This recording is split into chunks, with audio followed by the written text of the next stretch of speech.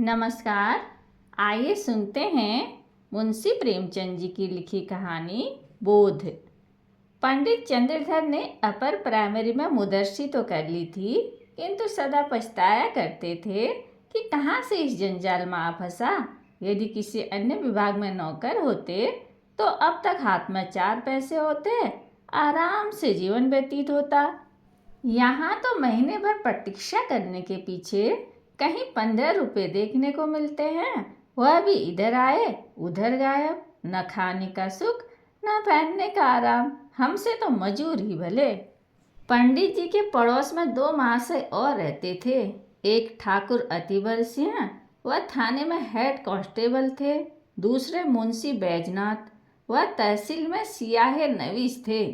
इन दोनों आदमियों का वेतन पंडित जी से कुछ अधिक न था, तब भी उनकी चैन से गुजरती थी। संध्या को वो कचहरी से आते, बच्चों को पैसे और मिठाइयाँ देते। दोनों आदमियों के पास टहलुए थे। घर में कुर्सियाँ, मेजें, फर्श आदि सामग्रियाँ मौजूद थी। ठाकुर साहब शाम को आराम कुर्सी पर लेट जाते और खुशबूदार खमीरा पीते। मुंशी जी को शराब कबाब का व्यसन था। अपने सुसज्जित कमरे में बैठे हुए बोतल की बोतल साफ कर देते। जब कुछ नशा होता तो हारमोनियम बजाते, सारे मोहल्ले में रौब-दाब था। उन दोनों महाशयों को आता देखकर बनिए उठकर सलाम करते। उनके लिए बाजार में अलग भाव था। 4 पैसे सेर की चीज टके में लाते। लकड़ी इधर मुफ्त में मिलता था। पंडित जी उनके इस ठाट बाट को देखकर कुढ़ते और अपना भाग्य कोसते। वह लोग इतना भी न जानते थे कि पृथ्वी सूर्य का चक्कर लगाती है अथवा सूर्य पृथ्वी का। साधारण पहाड़ों का ज्ञान भी न था, तिस पर भी ईश्वर ने उन्हें इतनी प्रभुत्ता दे रखी थी। यह लोग पंडित जी पर बड़ी कृपा रखते थे। कभी सेर आध सेर दूध भेज देते और कभी थोड़ी सी तरकारियाँ। किंतु इनके बदले में पंडित जी को ठाकुर साहब के 2 और मुंशी जी के 3 लड़कों की निगरानी करनी पड़ती। ठाकुर साहब कहते, पंडित जी यह लड़के हर घड़ी खेला करते हैं, जरा इनकी खबर लेते रहिए। मुंशी जी कहते, यह लड़के आवारा हुए जाते हैं, जरा इनका ख्याल रखिए। यह बातें बड़ी अनुग्रहपूर्ण रीति से कही जाती थी, मानो पंडित जी उनके गुलाम हो। पंडित जी को यह व्यवहार असह्य लगता था, किंतु इन लोगों को नाराज करने का साहस न कर सकते थे। उनकी बदौलत कभी कभी दूध दही के दर्शन हो जाते, कभी अचार चटनी चख लेते। केवल इतना ही नहीं, बाजार से चीजें भी सस्ती लाते, इसलिए बेचारे इस अनीति को विष के घूंट के समान पीते। इस दुरावस्था से निकलने के लिए उन्होंने बड़े बड़े यत्न किए थे। प्रार्थना पत्र लिखे, अफसरों की खुशामदें की, पर आशा न पूरी हुई। अंत में हार कर बैठे रहे। हाँ, इतना था कि अपने काम में त्रुटि न होने देते। ठीक समय पर जाते, देर करके आते, मन लगाकर पढ़ाते। इससे उनके अफसर लोग खुश थे। साल में कुछ इनाम देते और वेतन वृद्धि का जब कभी अवसर आता उनका विशेष ध्यान रखते। परंतु इस विभाग की वेतन वृद्धि ऊसर की खेती है, बड़े भाग्य से हाथ लगती है। बस्ती के लोग उनसे संतुष्ट थे। लड़कों की संख्या बढ़ गई थी और पाठशाला के लड़के तो उन पर जान देते थे। कोई उनके घर आकर पानी भर देता, कोई उनकी बकरी के लिए पत्ते तोड़ लाता। पंडित जी इसी को बहुत समझते थे। एक बार सावन के महीने में मुंशी बैजनाथ और ठाकुर अतिबल सिंह ने श्री अयोध्या जी की यात्रा की सलाह की। दूर की यात्रा थी, हफ्तों पहले से तैयारियां होने लगी। बरसात के दिन सपरिवार जाने में अड़चन थी, किंतु स्त्रियां किसी भांति न मानती थी। अंत में विवश होकर दोनों महाशयों ने 1-1 सप्ताह की छुट्टी ली और अयोध्या चले। पंडित जी को भी साथ चलने के लिए बाध्य किया। मेले ठेले में एक फालतू आदमी से बड़े काम निकलते हैं। पंडित जी असमंजस में पड़े, परंतु जब उन लोगों ने उनका व्यय देना स्वीकार किया तो इनकार न कर सके और अयोध्या जी की यात्रा का ऐसा सुअवसर पाकर न रुक सके। बिल्हौर से 1 बजे रात को गाड़ी छूटती थी। यह लोग खा पीकर स्टेशन पर आ बैठे। जिस समय गाड़ी आई, चारों ओर भगदड़ सी पड़ गई। हजारों यात्री जा रहे थे। उस उतावली में मुंशी जी पहले निकल गए। पंडित जी और ठाकुर साहब साथ थे, एक कमरे में बैठे। इस आफत में कौन किसका रास्ता देखता है। गाड़ियों में जगह की बड़ी कमी थी, परंतु जिस कमरे में ठाकुर साहब थे उसमें केवल 4 मनुष्य थे। वह सब लेटे हुए थे। ठाकुर साहब चाहते थे कि वह उठ जाएं तो जगह निकल आए। उन्होंने एक मनुष्य से डांट कर कहा, उठ बैठो जी, देखते नहीं हम खड़े हैं। मुसाफिर लेटे लेटे बोला, क्यों उठ बैठे जी, कुछ तुम्हारे बैठने का ठेका लिया है। ठाकुर, क्या हमने किराया नहीं दिया है। मुसाफिर, जिसे किराया दिया हो उसे जाकर जगह मांगो। ठाकुर, जरा होश की बातें करो, इस डब्बे में 10 यात्रियों की आज्ञा है। मुसाफिर, यह थाना नहीं है, जरा जबान संभाल कर बातें कीजिए। ठाकुर, तुम कौन हो जी। मुसाफिर, हम वही हैं जिस पर आपने खुफिया फरोशी का अपराध लगाया था, जिसके द्वार से आप नकद 25 रुपये लेकर टले थे। ठाकुर, आह, अब पहचाना, परंतु मैंने तो तुम्हारे साथ रियायत की थी। चालान कर देता तो तुम सजा पा जाते। मुसाफिर, और मैंने भी तो तुम्हारे साथ रियायत की, गाड़ी में खड़ा रहने दिया। ढकेल देता तो तुम नीचे चले जाते और तुम्हारी हड्डी पसली का पता न लगता। इतने में दूसरा लेटा यात्री जोर से ठट्टा मारकर हंसा और बोला, क्यों दरोगा साहब, मुझे क्यों नहीं उठाते। ठाकुर साहब क्रोध से लाल हो रहे थे। अगर थाने में होता तो उसकी जबान खींच लेते, पर इस समय बुरे फंसे थे। वह बलवान मनुष्य थे, पर यह दोनों मनुष्य भी हट्टे कट्टे पड़ते थे। ठाकुर, संदूक नीचे रख दो, बस जगह हो जाए।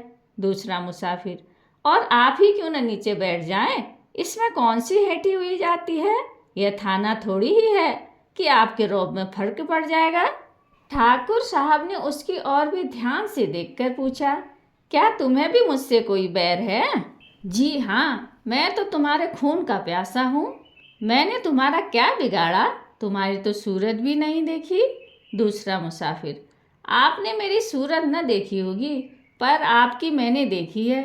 इसी कल के मेले में आपने मुझे कई डंडे लगाए। मैं चुपचाप तमाशा देखता था, पर आपने आकर मेरा कचूमर निकाल दिया। मैं चुपचाप रह गया, पर घाव दिल पर लगा हुआ है, आज उसकी दवा मिलेगी। यह कहकर उसने और भी पांव फैला दिए और क्रोधपूर्ण नेत्रों से देखने लगा। पंडित जी अब तक चुपचाप खड़े थे, डरते थे कि कहीं मारपीट न हो जाए। अवसर पाकर ठाकुर साहब को समझाया। ज्यों ही तीसरा स्टेशन आया, ठाकुर साहब ने बाल बच्चों को वहां से निकालकर दूसरे कमरे में बैठाया। इन दोनों दुष्टों ने उनका असबाब उठा उठा कर जमीन पर फेंक दिया।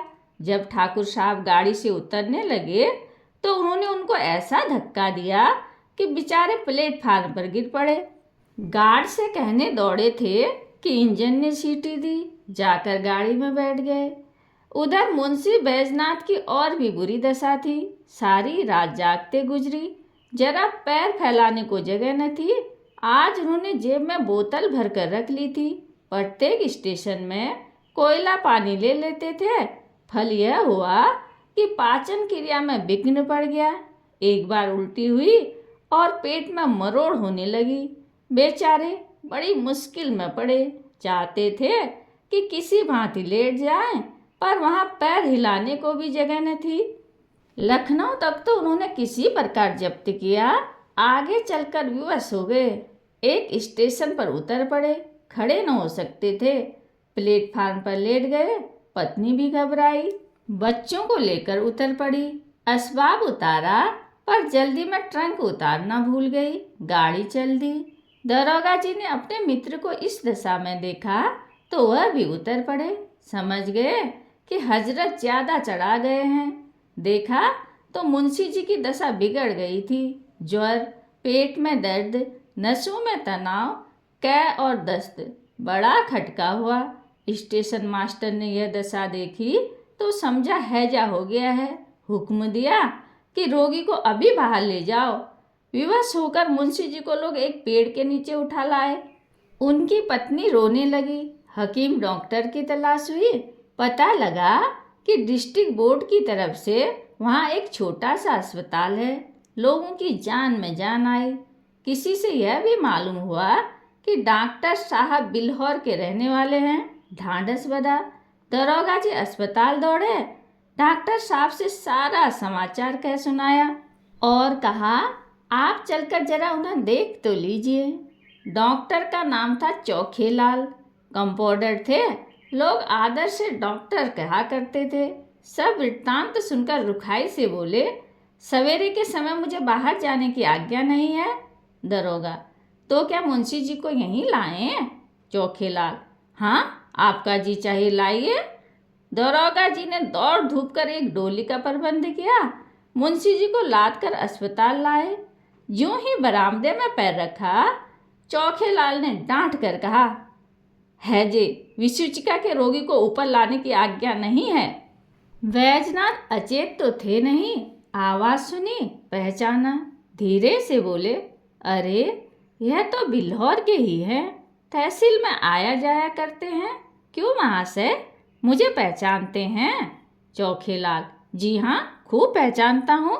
बैजनाथ, पहचान कर भी इतनी निठुरता? मेरी जान निकल रही है। जरा देखिए मुझे क्या हो गया। चोखेलाल, हाँ, यह सब कर दूंगा। और मेरा काम ही क्या है? फीस। दरोगा जी, अस्पताल में कैसी फीस जनाब? चोखेलाल, वैसी ही जैसी इन मुंशी जी ने वसूल की थी जनाब। दरोगा, आप क्या कहते हैं? मेरी समझ में नहीं आता।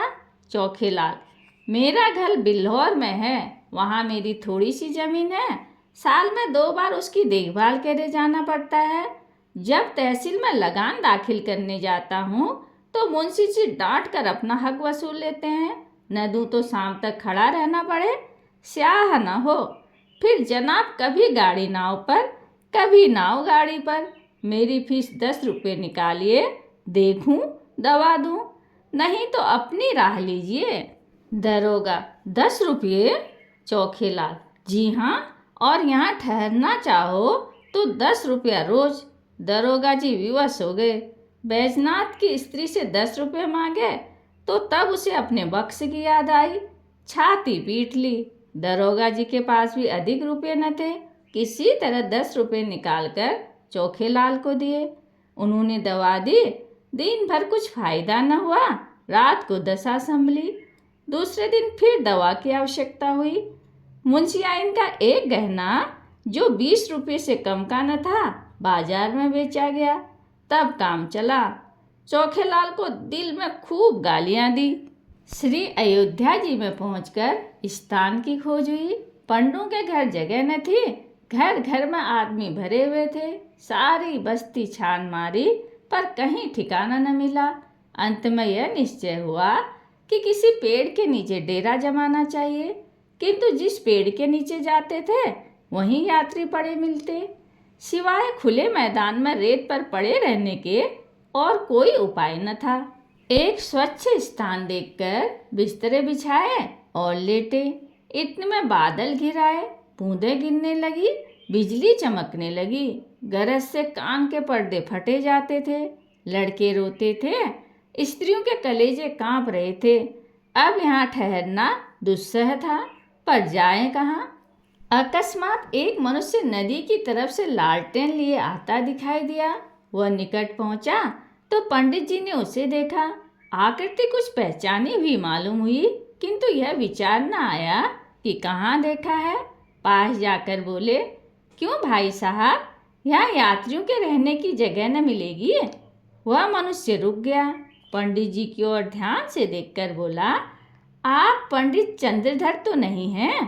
पंडित जी प्रसन्न होकर बोले, जी हाँ, आप मुझे कैसे जानते हैं? उस मनुष्य ने सादर पंडित जी के चरण छुए और बोले, मैं आपका पुराना शिष्य हूँ। मेरा नाम कृपाशंकर है। मेरे पिता कुछ दिनों बिल्हौर में डाक मुंशी रहे थे। उन्हीं दिनों मैं आपकी सेवा में पड़ता था। पंडित जी की स्मृति जागी। बोले, ओहो, तुम ही हो कृपाशंकर? तब तो तुम दुबले पतले लड़के थे, कोई 8-9 साल हुए होंगे।